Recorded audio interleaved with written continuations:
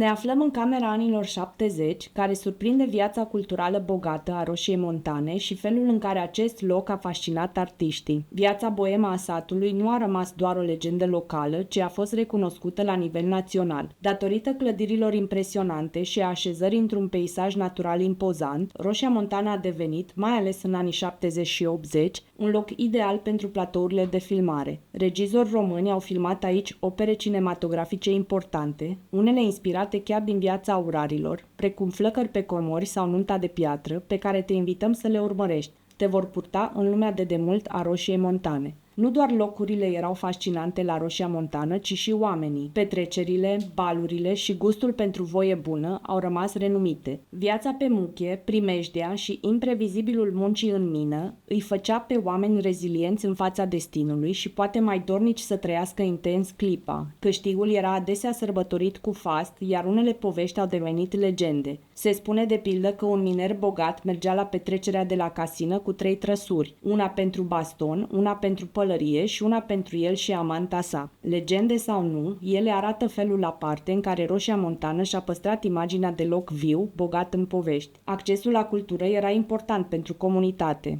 Localitatea avea cinematograf, săli de evenimente, precum Casina de peste drum, iar localnicii puneau în scenă chiar și propriile piese de teatru. Fotografiile o arată pe bunica Terezia în haine elegante de bal, la ultimul bal la care a participat la Casină. În anii 70, 80 și 90, într-o lume destul de uniformă, bibelourile, seturile de pahare din cristal și farfurii te distingeau față de ceilalți, arătau gustul, statutul și micile reușite ale familiei. Vitrina din sufragerie, recamierul, era într-un fel muzeul casei. Să deții un pește din sticlă de Murano pus pe televizor, balerine din porțelan de la Curtea de Argeș sau seturi de pahare din cristal de Boemia, chiar dacă astăzi mulți le consideră kitsch, atunci însemna că ești cineva. Cea mai fascinantă caracteristică a acestor obiecte era că nu se foloseau aproape niciodată. Erau văzute ca o investiție pe termen lung, ceva care nu își pierde valoarea de la o zi la alta, spre deosebire de bani.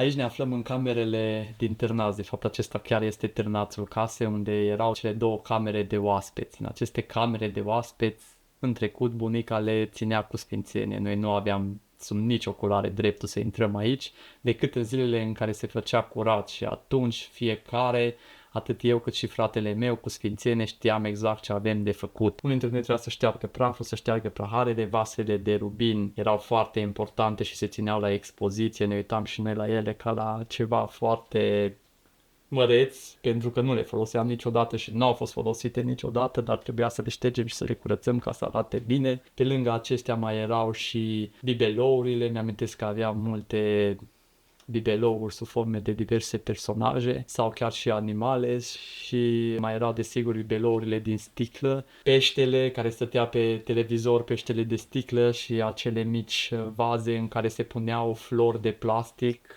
Tot timpul trebuia să fie flori de plastic în ele, chiar și florile de plastic le ștergeam de praf. Asta era un fel de ritual pe care îl făceam vara când veneam la bunici, și anume curățenia în camerele de oaspeți care arătau extraordinar, deși era plin cu obiecte pe care nu le foloseam niciodată. Era doar ca să arăți un statut, de exemplu vecinilor, sau când venea un neam de-a tău în vizită să arăți, uite ce obiecte erau, era cumva mândria familiei. Dacă porțelanurile și paharele de cristal arătau statutul familiei, almanahurile și revistele erau fereastra către lume. Într-o vreme fără internet, ele funcționau ca o mică enciclopedie de casă. În anii 80, când televiziunea era redusă la câteva ore pe zi, adesea plină de propagandă politică, almanahurile deveneau o sursă importantă de divertisment. În ele găseai de toate: curiozități științifice, fragmente de romane, integrame, anecdote, sfaturi medicale, horoscop și, inevitabil, texte politice peste care mulți treceau repede.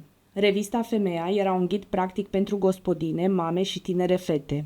Dincolo de propaganda vremii, era citită pentru lucrurile utile: tipare de croitorie, modele de goblen, rețete, sfaturi pentru casă și soluții creative pentru lipsurile cotidiene. Poate cele mai valoroase erau rețetele. Cum să faci prăjituri cu puține ingrediente, cum să pregătești o masă festivă din aproape nimic sau cum să pui conserve pentru iarnă. Într-o lume a lipsurilor, aceste reviste învățau oamenii să se descurce, să improvizeze și să păstreze un sentiment de normalitate. Roșia Montană a fost gazda unor filme de renume, iar actorii veneau aici nu doar pentru decoruri, ci și pentru lumea aparte a locului și pentru oamenii ei. Localnicii apăreau adesea ca figuranți și erau mândri când actorii erau cazați în casele lor. Și bunica Terezia a primit actori în această casă, iar autografele și fotografiile păstrate au rămas mărturie. În anii 70, Roșia Montană a devenit decor natural pentru filme inspirate din scrierile lui Iona Gârbiceanu, conservând imagini rare ale târgului minier din acea perioadă. Nunta de piatră, realizat de Dan Pița și Mircea Veroiu, a transformat peisajul dur al apusenilor și viața aurarilor într-o lume cinematografică de mare forță. Filmul, alcătuit din poveștile Fefeleaga și La o nuntă, păstrează imaginea unei Roșii Montane aproape mitice, surprinsă în alb-negru. Un film aproape mut, de un realism poetic copleșitor, premiat la Cannes.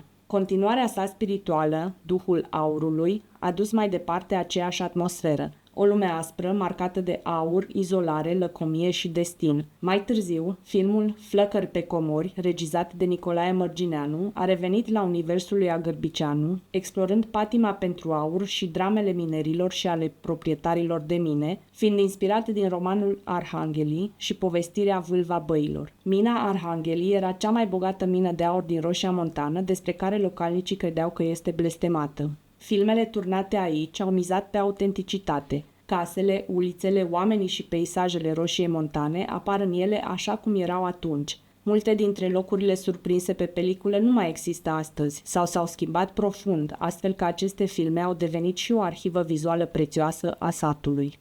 Mulți regizori au folosit Roșia Montană datorită felului în care arăta satul, datorită felului în care arăta clădirile, practic tot acest sat părea un mic sat prins cumva în timp, avea ornamentele de pe clădiri foarte specifice și atunci mulți regizori au venit în Roșia și au folosit acest loc ca și un platou de filmare, cel mai important capodoperă, să zic așa, care s-a filmat la Roșia Montană și din câte știu eu este în top 10 filme a tuturor timpurilor românești, este Nunta de piatră. Aici sunt câteva imagini și avem un autograf din partea lui Veri, cineva care a lucrat la acest film, care a locuit la bunica. Bunica a cazat o parte din echipa de filmare și le-a lăsat câte un autograf. Avem multe poze păstrate de atunci de la filmări, în principiu de la casa unde s-a ținut Nunta de piatră, se pot vedea costumațiile, se pot vedea cum arăta satul în acel timp. Mi-aduc aminte că tata îmi povestea, pe fiecare clădire s-a pus câte